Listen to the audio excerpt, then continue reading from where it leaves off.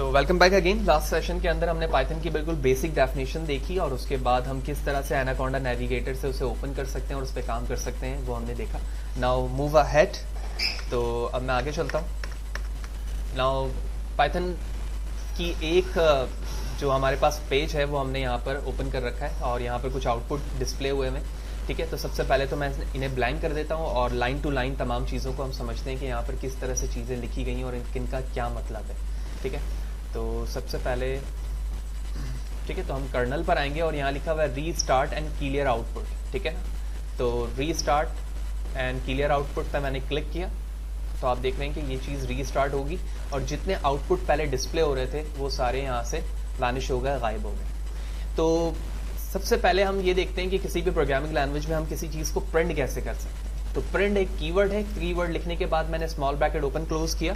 ठीक है, और उसके बाद सिंगल कोटेशन के अंदर मैंने अपने स्ट्रिंग को लिख दिया। ये लिखने के बाद मुझे एग्जीक्यूट करना है। इसके लिए मैं शिफ्ट के साथ एंटर प्रेस करूंगा। जैसे मैंने प्रेस किया आप देख रहे हैं वो आउटपुट वहाँ पर डिस्प्ले हो चुकी है।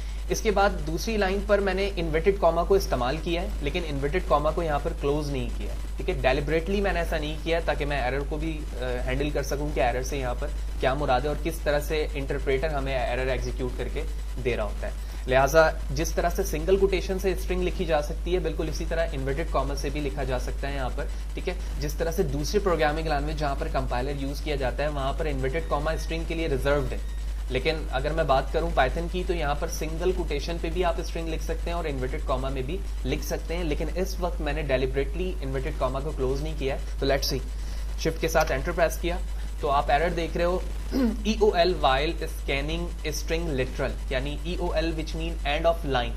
आपने जो लाइन को एंड किया है वो लिटरल के रिस्पेक्ट से स्ट्रिंग में प्रॉपर नहीं है। लिहाजा इसको क्लैरिफाई करने के लिए मैंने नीचे वाले लाइन पर दोबारा से उसी स्टेटमेंट को लिखा है, स्ट्रिंग को और इन्वर्टेड कॉमा को यहाँ पर क्लोज किया है क्योंकि मुझे वो एरर समझ में आ गया EOL which mean end of line।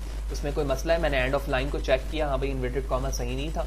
उसके बाद मैंने क्लोज किया और उसके बाद मैंने इसे एग्जीक्यूट कर दिया तो ये सक्सेसफुली हमारा रन हो चुका है।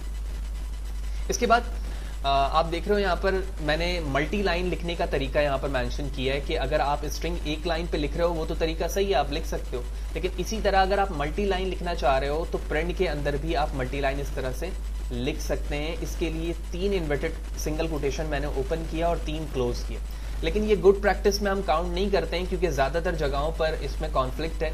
कई जगह पर मल्टी लाइन कमेंट के लिए भी सिंगल कोटेशन को इस्तेमाल किया जाता है। ठीक है, यही वजह है कि हम कोशिश करते हैं कि एक ही लाइन पर मल्टी लाइन की चीज़ें भी मेंशन करें, लेकिन मल्टी लाइन लिखने के लिए आप प्रिंट के पैरामीटर के अंदर 3 टाइम इन्वर्टेड कॉमा या फिर सिंगल कॉमा का इस्तेमाल कर सकते हैं जैसे मैंने यहाँ पर किया है। तो मैंने एग्जीक्यूट किया, देख रहे हैं आप कि मल्टी लाइन जिस तरह से मैंने लिखी थी बिल्कुल उसी फॉर्म पर यहाँ पर प्रिंट हो चुकी है।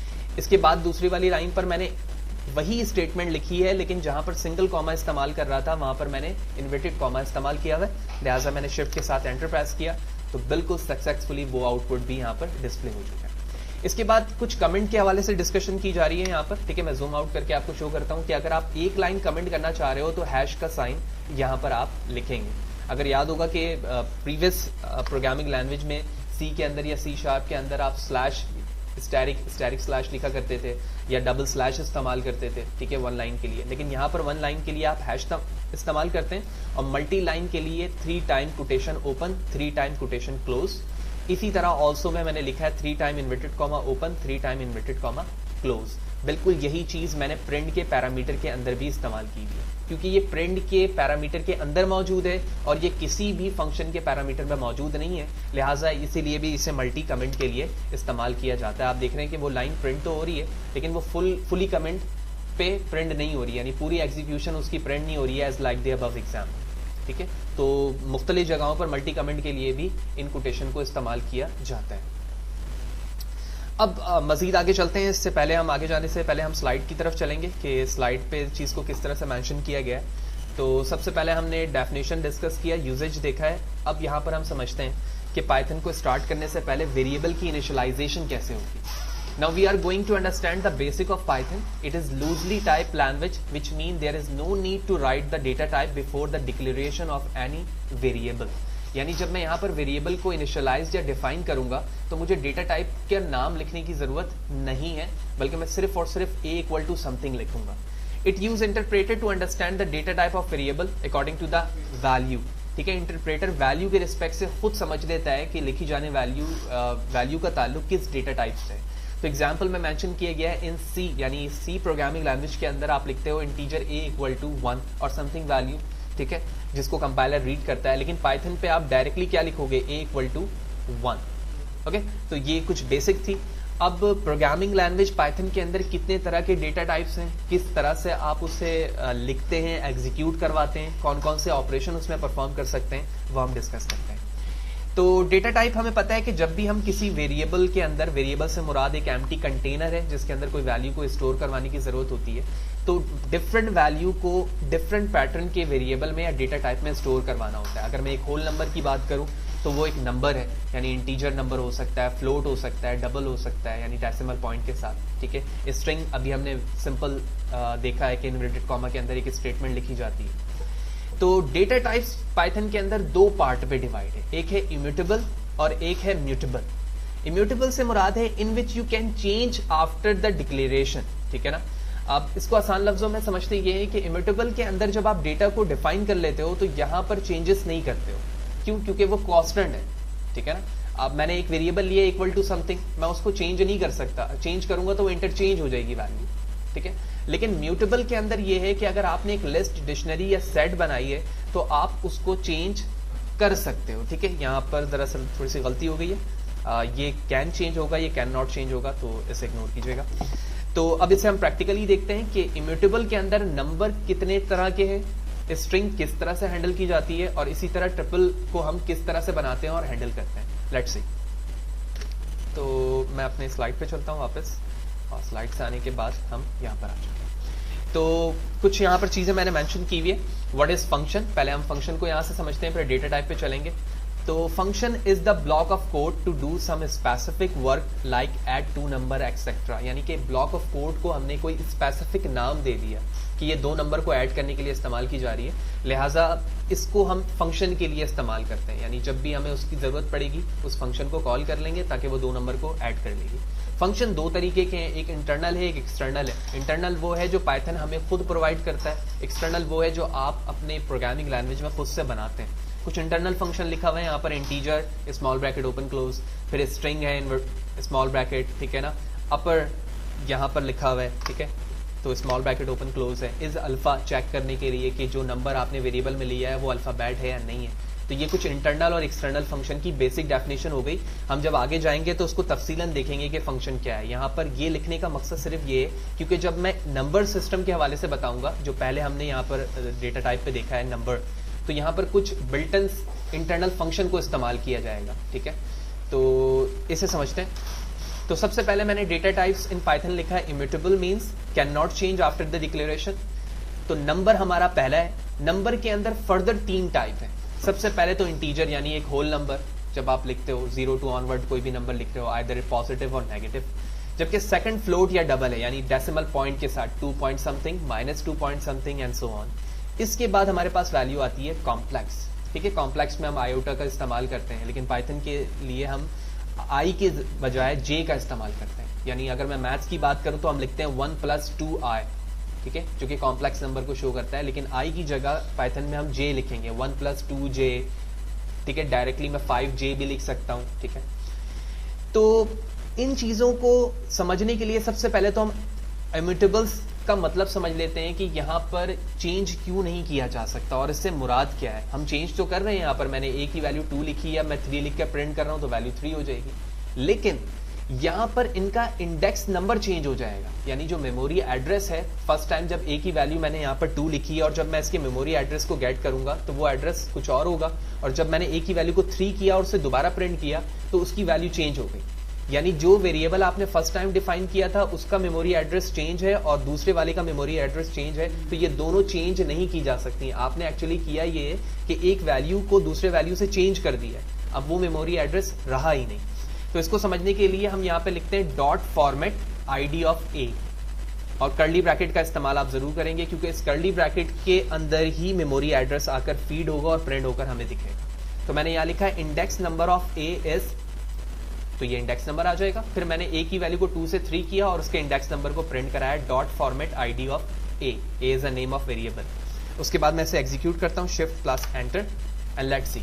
तो आप देख रहे हो कि लास्ट में 2 0 है और यहाँ पर 5 2 है, जिससे हमें पता चल रहा है कि हम नंबर को यानी इंटीजर, फ्लोट, डबल, कॉम्प्लेक्स, ठीक है, यानी वो तमाम डेटा टाइप जो इम्यूटेबल्स हैं उसको हम चेंज नहीं कर सकते एक दफा डिक्लेयर करने के बाद। एक्चुअली चेंज करने का मतलब ये है कि आपने मेमोरी एड्रेस को लॉस्ट कर दिया जो पहले आपने डिक्लेयर किया था। That's it. तो ये बेसिक डेफिनेशन के बाद हम यहाँ पर नंबर को डिस्कस कर रहे हैं। तो नंबर में हम 3 तरह से नंबर लिख सकते हैं, जैसे कि मैंने ऊपर भी आपको बताया यहाँ पर कि आप इंटीजर लिख सकते हो, फ्लोट लिख सकते हो, कॉम्प्लेक्स लिख सकते हो। तो सबसे पहले मैंने ए की वैल्यू लिखी 1 और ये एक नंबर हो गया। इसके बाद मैंने फ्लोट या डबल पे लिखा 2.52 या समथिंग, कोई भी वैल्यू आप लिखना चाहते हो वो लिख सकते हो। और तीसरे पे मैंने कॉम्प्लेक्स नंबर लिखा है। आपको पता होगा कॉम्प्लेक्स आयोटा की वैल्यू -1 होती है, ठीक है। हम आगे जाएंगे जब डेटा टाइप डिस्कस करेंगे, ऑपरेटर आई मीन, तो वहां पर इन चीजों को ऑपरेट करके भी दिखाएंगे। 1 + 2j, ठीक है, मल्टीप्लाई बाय 5 + 3j, तो किस तरह से वैल्यू आपस में कॉम्प्लेक्स मल्टीप्लाई होती है, उसका आउटपुट आएगा, वो तमाम देखेंगे। लेकिन अभी हम डेटा टाइप देख रहे हैं, तो मैंने तीनों की वैल्यू को लिखकर प्रिंट करके मैं आपको दिखा रहा हूं। तो शिफ्ट एंटर टू एग्जीक्यूट। आप देख रहे हैं तीनों वैल्यू यहाँ पर प्रिंट हो चुकी है। 1 4 नंबर, 2.524 डबल और integer, whereas C4 complex number, तीनों वैल्यू यहाँ पर प्रिंट हो चुकी है। इसके बाद स्लाइड पे वापस चलें तो दूसरी चीज हमारे पास स्ट्रिंग है, ठीक है। ये इम्यूटेबल के अंदर मौजूद है, यानी एक दफा डिक्लेरेशन के बाद आप इसे चेंज नहीं कर सकते। तो यहाँ पर कुछ थोड़ी सी चीजें कॉम्प्लेक्स हैं, ठीक है, परेशान होने की जरूरत नहीं, बड़े आसान सी एग्जांपल है इसमें। और मैंने 2 वेरिएबल लिए हैं, दोनों के अंदर 2 वैल्यू मैंने इनिशियलाइज किया है, दोनों ही स्ट्रिंग है। और हमें पता है कि हम सिंगल कोटेशन में भी स्ट्रिंग लिख सकते हैं और इन्वर्टेड कॉमा में भी लिख सकते हैं, जैसे कि मैंने यहाँ पर लिख कर दिखाया है। तो सबसे पहले तो मुझे कॉनकैटिनेशन समझना है। ये कॉनकैटिनेशन को मैंने शॉर्ट पे लिखा है CONT, ठीक है। कॉनकैटिनेशन से मुराद ये है कि फर्स्ट स्ट्रिंग दूसरे स्ट्रिंग से ज्वाइन हो जाए। तो इसके लिए हमें पता है कि हम प्रीवियस प्रोग्रामिंग लैंग्वेज में भी देख चुके हैं कि प्लस का साइन 2 स्ट्रिंग को आपस में कॉनकैटिनेट करता है। तो मैंने दोनों वेरिएबल के बीच में सिर्फ और सिर्फ क्या लिख दिया है, प्लस साइन। तो जब मैं एग्जीक्यूट करूंगा तो it's my name and join together in a 1 line and print, ठीक है। ये दोनों ज्वाइन हो जाएंगे और एक ही लाइन पर प्रिंट हो जाएंगे। इसके बाद यहाँ पर लिखा हुआ है रेप्लिकेशन। रेप्लिकेशन से यहाँ से मुराद ये है कि ये रिपीट हो जाएगा यहाँ पर, ठीक है। यानी आप इसको शॉर्ट में रिपीट भी कह सकते हो कि अगर मैंने S1 पे सिर्फ फाद लिखा हुआ है, मैं मल्टीप्लाई कर रहा हूँ 3 से, तो ये 3 टाइम एक साथ जो है प्रिंट हो जाएगा, ठीक है। इसी तरह मैंने आगे स्लाइसिंग लिखी हुई है यहाँ पर। स्लाइसिंग से मुराद ये है कि अगर मैं इस नेम में से अल्फाबेट 0 इंडेक्स, यानी 0 इंडेक्स ये है, और 0 इंडेक्स से लेकर 4 इंडेक्स तक की वैल्यू को स्लाइस करना चाहता हूं, एक जगह एक्सट्रैक्ट करना चाहता हूं, तो इसके लिए हम इसको कहते हैं स्लाइस। मैं चाहूं तो इस पैरामीटर को किसी वेरिएबल में भी स्टोर करवा सकता हूं और उसके बाद प्रिंट करवा सकता हूं, लेकिन मैंने यहां पर शॉर्ट करने के लिए प्रिंट के अंदर ही ये चीजें लिख दी है। यानी अगर मैं यहां पर आऊं और यहां पे लिखूं फॉर एग्जांपल प्रिंट S1, तो डायरेक्टली फाद प्रिंट हो जाएगा। लेकिन मैंने इससे थोड़े से एक लाइन को बचाने के लिए, अगर मैं इसकी बात करूं, दोनों को कॉन्कैटिनेट कर रहा हूं, तो मैं चाहूं तो किसी वेरिएबल में से स्टोर करवा सकता हूं। मैं इसे कॉपी करता हूं और यहां पे लिखता हूं S3 और उसके बाद मैं इसे यहां पर स्टोर करवा देता हूं। तो मैं इन दोनों की जगह चाहूं तो डायरेक्टली क्या लिख सकता हूं, S3 लिख सकता हूं, ठीक है। तो ये थोड़ा सा कोड में लाइन ऑफ कोड हमारा जो है वो ज्यादा हो जाता है, लिहाजा इसके लिए मैंने जो है प्रिंट के पैरामीटर के अंदर ही उन तमाम बिल्ट-इन फंक्शंस को लिख दिया है, ताकि वो समझना भी आसान हो जाए और लाइन ऑफ कोड भी हमारा कम रहे। कंट्रोल Z करता हूं और बैक आ जाता हूं, ठीक है। स्लाइसिंग से मुराद हमने समझ लिया कि 0 इंडेक्स से लेकर 4 इंडेक्स तक की वैल्यू आ जाएगी। इंडेक्सिंग से मुराद वैल्यू का काउंट होता है कि किन 2 वैल्यू को आप लाना चाह रहे हो, ठीक है। यहां पे लिखा हुआ है S1 -1 और यहां पे लिखा हुआ +1। इनसे क्या मुराद है? देखो, जब भी हम पॉजिटिव में इंडेक्स नंबर स्टार्ट करते हैं तो ये F0 पे मौजूद है, उसके बाद 1 2 3 एंड 4। लेकिन अगर मैं चाहता हूं D की वैल्यू, यानी यहां पे D प्रिंट हो, तो एक तरीका तो ये है कि आप 0 से रीड करके आओ और यहां पर आके इंडेक्स नंबर रीड करो और फिर लिखो, जो कि काफी कॉम्प्लेक्स काम है उस वक्त के लिए जब आपके पास 100+ वर्ड का कोई स्ट्रिंग मौजूद। तो उसका आसान तरीका ये है कि अगर आप लेफ्ट हैंड से स्टार्ट कर रहे हो तो ये 0 से हो रहा है, और अगर ये राइट से स्टार्ट कर रहे हो तो ये -1 है। तो मैं कह सकता हूं कि ये -1 इंडेक्स नंबर, -2 -3 -4 एंड -5, ठीक है, तो ये दोनों साइड से इंडेक्स नंबर को रीड करने का तरीका था। तो यहाँ पर जो लिखा गया है इंडेक्स पर, तो इसका मतलब है -1 से मुराद यहाँ पर D है और +1 से मुराद यहाँ पर A है, क्योंकि F 0 पे मौजूद है। इसकी वैल्यू वहाँ पर प्रिंट हो जाएगी। इसके बाद किसी अल्फाबेट को मुझे फाइंड करना है, तो S1 जब मैं डॉट प्रेस कर रहा हूँ तो ये फाइंड के मतलब है यहाँ पर मौजूद है। मैं इसको यहाँ पर शो भी कर देता हूँ एक दफ़ा। पहले तो हमने स्लाइसिंग, रेपिटेशन एंड कॉन्कैटिनेशन जो किया है वो बिल्ट इन मौजूद है यहाँ पर, लेकिन ये फंक्शन है कुछ वेरिएबल के। तो मैं यहाँ पे लिखता हूँ print S1, it is the name of the variable dot. Dot के बाद आप टैब प्रेस करो या फिर कंट्रोल के साथ स्पेस, तो आपको, मैं यहाँ पे लिखता हूँ, ठीक है। तो जैसे ही मैंने टैब प्रेस किया, फाइंड कंप्लीट हो गया खुद ब खुद। और उसके बाद आप यहाँ जिस अल्फाबेट को फाइंड करना चाहते हो उसका पैरामीटर यानी सिंगल कोटेशन पे आप उस पैराग्राफ अल्फाबेट को लिखोगे, जो कि नीचे ऑलरेडी लिखा है। लिहाजा मैं इसे हटा देता हूँ। तो ये क्या करेगा, हमें फाइंड करके देगा कि S1 के अंदर कहीं पर D मौजूद है या नहीं, ठीक है। इसके बाद यहाँ पर रिप्लेस का ऑप्शन मौजूद है कि अगर आप वेरिएबल से डॉट प्रेस करो तो एक फंक्शन प्रोड्यूस होता है रिप्लेस का, और मैं चाहता हूं कि मेरे S1 के अंदर जहां D मौजूद है वो किससे रिप्लेस हो जाए, Z से। आप चाहें तो यहां पर मोर देन 1 कैरेक्टर भी लिख सकते हैं, but it is necessary to present in S1, ठीक है। तो वो Z पे रिप्लेस हो जाएगा। स्प्लिट से मुराद यहाँ पर ये है कि S1 जो है इस वक्त वो कोटेशन पे मौजूद नहीं है, क्योंकि जब मैं प्रिंट करता हूँ, अगर मैं ऊपर दिखाऊं तो ये कोटेशन पे वैल्यू नहीं आती है। लेकिन मैं ये चाहता हूँ कि जब ये प्रिंट हो तो तमाम अल्फाबेट जो है ना वो सिंगल कोटेशन पे इनक्लोज हो, ठीक है। तो इसके लिए मैंने यहाँ पर क्या कर दिया है, सिंगल कोटेशन ओपन क्लोज कर दिया है। इससे ये चीज़ सेपरेट हो जाएगी। मैं काउंट करना चाह रहा हूँ S1 को, S1 में काउंट करना है मुझे A कितनी दफ़ा है, तो मैं यहाँ सिंगल कोटेशन पे A लिख सकता हूँ। और अगर मैं काउंट करूँ A को तो यहाँ पर 1 और 2 टाइम यहाँ पर A मौजूद है, इसके लिए आप यहाँ पर डायरेक्टली A लिख दिया। अब ये 0 और 4 से क्या मुराद है, 0 से मुराद ये है कि तुम काउंट करना स्टार्ट करोगे इंडेक्स नंबर 0 से और कहाँ तक करोगे, 4 तक। अगर फॉर एग्जाम्पल ये मोर देन 100 इंडेक्स का नंबर होता, ठीक है, तो मुझे बताना होता कि यहाँ से यहाँ तक रीड करो और बताओ मुझे A कितने, आगे नहीं जाओ, कि आगे जितने आते हैं उससे मेरा कोई कंसर्न नहीं है। तो लिहाजा इस चीज के लिए काउंट के पैरामीटर में आपने स्टार्टिंग इंडेक्स और एंड ऑफ इंडेक्स बताया है। इसी तरफ से S1 डॉट अपर से मुराद अपर केस है, ठीक है। अगर आप यहाँ पर देखें तो सारी चीजें यहाँ स्मॉल में मौजूद है सिवाय फर्स्ट अल्फाबेट के। तो ये क्या करेगा, तमाम कैरेक्टर को कैपिटलाइज कर देगा। इसमें मैक्सिमम लिखा हुआ है प्रिंट मैक्स ऑफ S1, यानी S1 की मैक्स वैल्यू की मैं बात करूं तो अल्फाबेटिक ऑर्डर A2 से लेकर Z तक, जो सबसे आखिर है वो मैक्सिमम है और जो सबसे स्टार्ट है वो मिनिमम है। तो लिहाजा यहाँ पर S1 के अंदर फहद में जो कैरेक्टर सबसे लास्ट पे आ रहा है वो मैक्सिमम बन गया, जो सबसे स्टार्ट पर आ रहा है अल्फाबेटिक ऑर्डर में A फॉर एग्जाम्पल, तो वो मिनिमम हो गया। अब मैंने एक स्ट्रिंग के अंदर सिर्फ और सिर्फ अल्फाबेट लिखे हैं, और हमें पता है जो भी चीज़ स्ट्रिंग के अंदर इनक्लोज की जाती है वो सिर्फ और सिर्फ अल्फाबेट ही होती है। लिहाजा जब मैं अल्फाबेट को चेक करना चाहता हूं तो इसके लिए एक फंक्शन है इंटरनल इज अल्फा। तो मैंने लिखा है S1 डॉट इज अल्फा, और ये चेक करके मुझे बताएगा कि ये कैरेक्टर स्ट्रिंग में है या नहीं है, ये ट्रू या फॉल्स में मुझे वैल्यू रिटर्न करेगा इन टर्म ऑफ बूलियन। तो लेट्स सी, जूम आउट करता हूँ प्रोग्राम, इस टैब को जो है मैं एग्जीक्यूट करता हूँ शिफ्ट प्लस एंटर से, और आप देख रहे हो सबसे पहले कॉन्कैटिनेशन, रिपीटेशन, ठीक है, स्लाइसिंग, इंडेक्सिंग के बाद अगर मैं यहां पर बात करूं तो फाइंड देख रहे हो आप D, तो D कहां पर मौजूद है, इंडेक्स नंबर 4 पे, और यहां से अगर रीड करूं मैं 0 1 2 3 एंड 4। तो यहां पर हमने थोड़ी देर पहले ही डिस्कस किया कि फाइंड क्या करता है, D को बताता है कि किस इंडेक्स नंबर पे मौजूद है। इसके बाद आप देख रहे हो रिप्लेस किया था मैंने D को Z से, वो चीज़ यहाँ रिप्लेस हो चुकी है। इसके बाद मैंने स्प्लिट किया था सिंगल कोटेशन के अंदर, तो आप देख रहे हो आप फास्ट सिंगल कोटेशन के अंदर आ चुका है। इसके बाद मैंने काउंट पे आपको बताया था कि A कितनी दफ़ा आ रहा है वो काउंट करके बताएगा, तो आप देख रहे हो फहद में 2 दफ़ा A है, तो यहाँ पर उसने काउंट करके बताया। अपर से मुराद अपर केस है, फहद पहले स्मॉल में था, अब उसने अपर कर दिया। मिनिमम या मैक्स वैल्यू की बात करूँ तो मैक्स इसमें H है, मिनिमम F है, और अल्फ़ा की बात करूँ तो वो बता रहा है कि जी जो चीज़ आपने यहाँ पर चेक करने की कोशिश की है वो अल्फ़ाबेट ही है, क्योंकि फहद में अल्फ़ाबेट मौजूद है और उसने ट्रू यहाँ पर रिटर्न किया।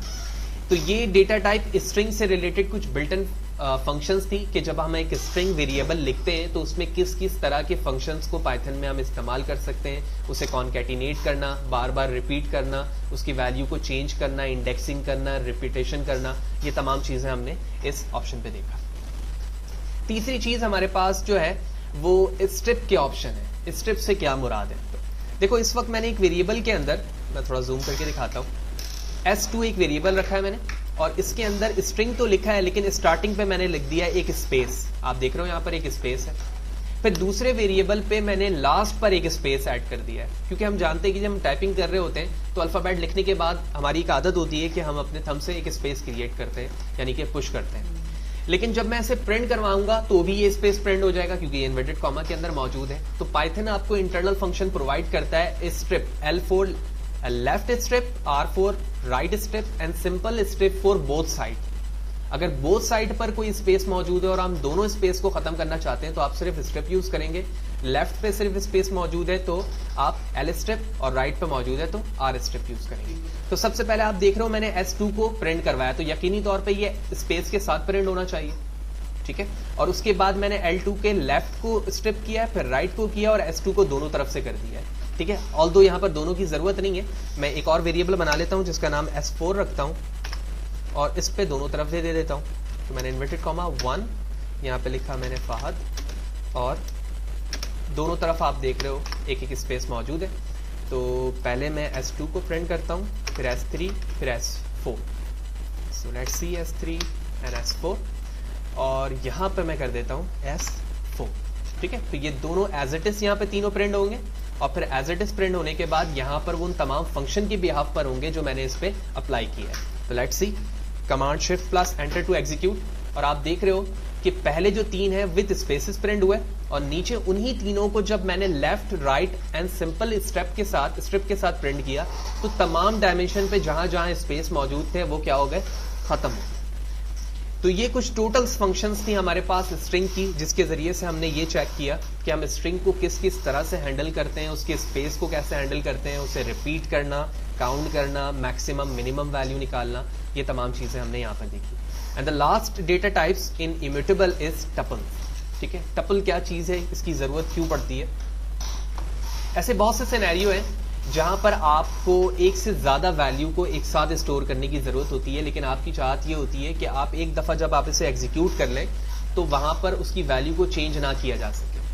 तो आप देख रहे हो यहाँ पर एक वेरिएबल लिया है मैंने जिसका नाम टप रखा है, आप कुछ भी रख सकते हैं नाम, और स्मॉल ब्रैकेट ओपन किया है, स्मॉल ब्रैकेट क्लोज किया है। तो जब भी हम टपल डिफाइन करते हैं स्मॉल ब्रैकेट ओपन क्लोज करते हैं और उसके अंदर ही आप मल्टीपल डेटा टाइप की वैल्यू एक साथ लिख सकते हैं। तो आप देख रहे हो यहाँ पर इंटीजर, फ्लोट और डबल, कॉम्प्लेक्स, स्ट्रिंग, ओके, हम सब चीजें लिख सकते हैं यहाँ पर और टपल पे लिखा। उसके बाद मैंने टपल की वैल्यू को प्रिंट करवा दिया तो सब सिंपल वैल्यू पूरी प्रिंट हो जाएगी। लेकिन दूसरी लाइन पर मैंने नेस्टेड टपल बनाने की कोशिश की है, यानी एक टपल के अंदर लास्ट इंडेक्स पर एक और टपल बना दिया, और ऐसा मैं कर सकता हूँ, ठीक है। जैसे कि हम एरे के अंदर एरे बनाते हैं जिसको हम जैक्ड एरे कहते हैं, ठीक है, किसी दूसरे प्रोग्रामिंग लैंग्वेज के अंदर। तो हमने क्या किया, एक टपल के अंदर एक और टपल बना दिया है और मैं सिर्फ ये टेस्ट करवाना चाह रहा हूँ कि क्या ये अलाउ है या नहीं। तो ये भी चीज हमने देख ली यहाँ पर। अब कुछ यहाँ पर इसके कुछ फंक्शंस हैं जो हम टपल के अंदर इस्तेमाल करते हैं। तो सबसे पहले जो हमने अभी स्ट्रिंग के अंदर चीजें पढ़ी वो कॉन्कैटिनेशन थी, फिर रेपिटेशन था, उसके बाद हमने देखा था कि स्लाइसिंग, और उसके बाद हमने देखा था इंडेक्सिंग। तो ये चारों ही यहाँ पर मौजूद हैं जो टपल पे अप्लाई की जा सकती हैं। और तो स्ट्रिंग तो है नहीं कि हम फर्दर भी स्ट्रिंग से रिलेटेड फंक्शन इस्तेमाल करें, लेकिन जो प्रॉपर्टीज यहाँ पर बेसिक है जो हर डेटा टाइप पे इस्तेमाल की जा सकती है वो ये 4 जरूर है कि किसी भी वैल्यू को प्रिंट करवाना, उसको रेपिटेट करना, रेपिटेशन करना, उसकी स्लाइसिंग करना और साथ ही साथ उसकी इंडेक्सिंग करना।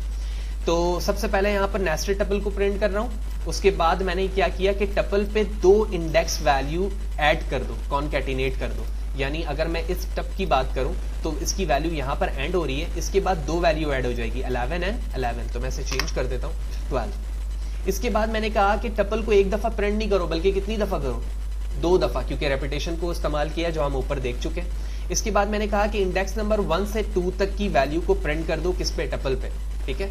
उसके बाद मैंने कहा कि ये हमारा जो है वो स्लाइसिंग है, जबकि ये हमारी इंडेक्सिंग है। तो इंडेक्सिंग से मुराद है सिर्फ 0 की वैल्यू प्रिंट कर दो, 0 इंडेक्स पे ये मौजूद है। जब हम स्लाइस कर रहे होते हैं किसी भी चीज को तो हमारी कोशिश होती है कि जहां तक करें उससे एक इंडेक्स आगे लिखें। तो यहां पर मैंने 2 लिखा है तो इसका मतलब है 1 to 1, तो 1 to 1 का मतलब क्या हो गया, ओनली यही हो गया। लेकिन जो आप इंडेक्सिंग पे लिखते हो वो एक्यूरेट वैल्यू लिखते हो, ठीक है। लेट्स सी, तो कमांड एग्जीक्यूट करने के लिए shift+enter टू एग्जीक्यूट, और आप यहाँ देख रहे हो कि सबसे पहले हमने टपल को फर्स्ट टपल को किया है तो ABC के साथ वैल्यू प्रिंट हो रही है। सेकंड में नेस्टेड टपल है तो आप देख रहे हो नेस्टेड बिल्कुल एक्यूरेट प्रिंट हो रही है। फिर मैंने कहा कि टपल में 11 और 12 को ऐड कर दो जो TUP के साथ है, और ऐसा हो गया यहाँ पर। फिर मैंने क्या किया कि टपल में कहा कि स्लाइसिंग के जरिए कि इंडेक्स नंबर 1 से 2 तक जाओ, लेकिन हमें पता है कि ये 2 तक नहीं जाती बल्कि 2 से एक पहले रहती है। अगर मैं 5 लिखूंगा तो 4 तक, 10 लिखूंगा तो 9 तक। तो आप देख रहे हो 1 से 2 तक का मतलब है 1 से 1 तक, और टप के अंदर इंडेक्स नंबर 1 पर क्या मौजूद है, 1.25, और आप देख रहे हैं यहाँ पर 1.25 की वैल्यू प्रिंट हो चुकी है। उसके बाद मैंने इंडेक्स नंबर 0 प्रिंट करवाया है ओनली, तो 0 इंडेक्स पर डायरेक्टली इसकी वैल्यू 0 प्रिंट हो रही है। लेट्स सी इसमें क्या वजह है, क्योंकि मैंने सिर्फ 0 लिखा हुआ है, वेरिएबल का नाम नहीं लिखा है, तो मैं यहाँ लिखूंगा TUP, ठीक है। जाहिर सी बात है जब से पहले आप वेरिएबल का नाम बताएंगे उसके बाद लार्ज ब्रैकेट के अंदर आप इंडेक्सिंग या स्लाइसिंग की वैल्यू लिखेंगे, and execute again and it's work, ठीक है। तो फर्स्ट इंडेक्स में यानी 0 इंडेक्स में वैल्यू क्या लिखी हुई है, 1, एंड इट्स प्रिंटेड है 1। तो ये कुछ बेसिक ऑपरेशन थे, ठीक है, कि हम इम्यूटेबल डेटा टाइप्स को किस तरह से हैंडल करते हैं, ठीक है। तो एक दफ़ा जल्दी से हम रफली इसको रिपीट करते हैं, ठीक है। तो सबसे पहले हमने नंबर में 3 चीज़ें देखी, इंटीजर, फ्लोट एंड डबल, ठीक है। लेकिन उससे पहले हमने इम्यूटेबल की मीनिंग समझने के लिए यहाँ पर मेमोरी एड्रेस यानी इंडेक्स नंबर को प्रिंट करवाया, ठीक है, कि मेमोरी नंबर क्या हो, मेमोरी एड्रेस क्या हो सकता है इसका। उसके बाद फिर दरअसल ये मेमोरी एड्रेस होगा, ठीक है। तो मैं नंबर हटा देता हूँ यहाँ से, copy and replace this as well, ठीक है। Execute again and it's work. उसके बाद हमने तीनों की एग्जांपल यहाँ पर देखी। एग्जांपल देखने के बाद फिर हमने स्ट्रिंग को यहाँ पर हैंडल किया और उसके डिफरेंट प्रॉपर्टीज़ को हैंडल किया, कॉनकैटिनेशन, रिपीटेशन, स्लाइसिंग, इंडेक्सिंग, किसी अल्फ़ाबेट को फाइंड करना, रिप्लेस करना, ठीक है, स्प्लिट करना इसे, ठीक है, काउंट अपर केस में कन्वर्ट करना, मैक्सिमम और मिनिमम वैल्यू, और चेक करना कि ये अल्फ़ाबेट है या नहीं। और लास्ट जो डेटा टाइप था इम्यूटेबल के अंदर हमारे पास वो था टपल, लेकिन उससे पहले हमने एल स्ट्रिप, लेफ्ट स्ट्रिप और राइट स्ट्रिप देखा, और सिंपल स्ट्रिप देखा, यानी हम किस तरह से लेफ्ट और राइट के स्पेस को ख़त्म कर सकते हैं। और उसके बाद हमने लास्ट देखा कि टपल डेटा टाइप क्या है, एक से ज़्यादा वैल्यू को कैसे हैंडल करता है। जिस तरह से एरे की एक वैल्यू होती है, लेकिन एरे होमोजीनियस है, ये एक हेट्रोजीनियस फॉर्म में है। हेट्रोजीनियस से मुराद क्या होती है कि एक से ज़्यादा डेटा टाइप की वैल्यू को एक एरे के अंदर फीड करवाना, ऐड करवाना, लेकिन ये एरे मौजूद नहीं है, लेकिन वर्किंग इसकी एज लाइक एरे ही है। इसके अंदर हमने यहाँ पर देखा कि हम इसकी वैल्यू को चेंज नहीं कर सकते, और उसकी एग्जांपल हम ऊपर देख चुके हैं। फिर उसके बाद हमने यहाँ पर उसकी वैल्यू को प्रिंट करवाकर कॉनकैटिनेट करवाया, रिपीटेशन करवाई, स्लाइसिंग करवाई, और फिर इंडेक्सिंग करवाई। That's it.